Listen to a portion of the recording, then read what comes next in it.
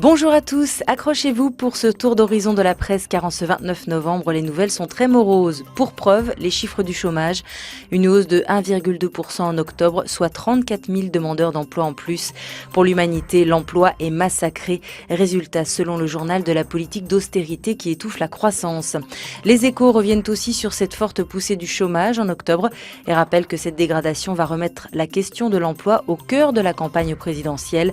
Manifestement pour l'heure, écrit Leïla de Comarmont, ni à droite ni à gauche, les programmes n'en ont pris la mesure. Et comme le rappelle en une la Tribune, l'autre indicateur inquiétant pour le gouvernement, c'est la consommation, moteur de la croissance, qui devrait bientôt marquer le pas.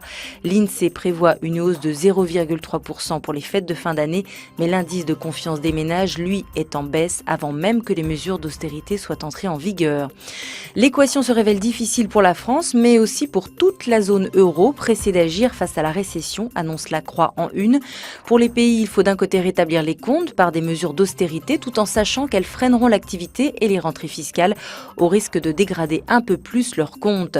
C'est le chien qui se mord la queue. En parlant de mordre, les crocs de nos hommes politiques se sont acérés. On se dispute les mêmes morceaux. Le thème de la nation, par exemple, c'est à lire dans Le Monde, qui rappelle que jamais une campagne présidentielle ne s'est déroulée dans un tel contexte de crise. L'exaltation du sentiment national vise à lutter contre l'impression que la politique n'a plus de prise sur les événements, écrit Françoise Fressaud.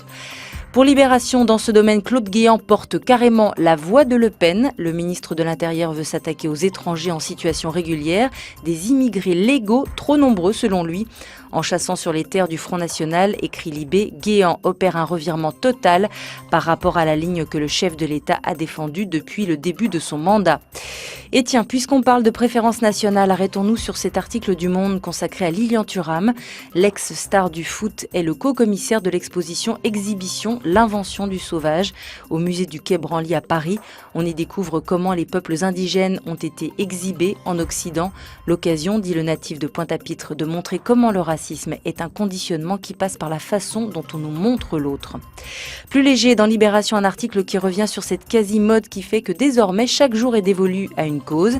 Sur les 365 jours que compte le calendrier, près de 240 sont squattés par ces journées de quelque chose.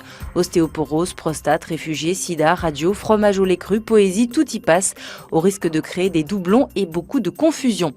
Il y a aussi une journée internationale des forêts, on est en plein dedans. Pour l'occasion, un jury a élu un arbre de l'année, un pistachier lentisque millénaire de Ghisonaccia en Haute-Corse.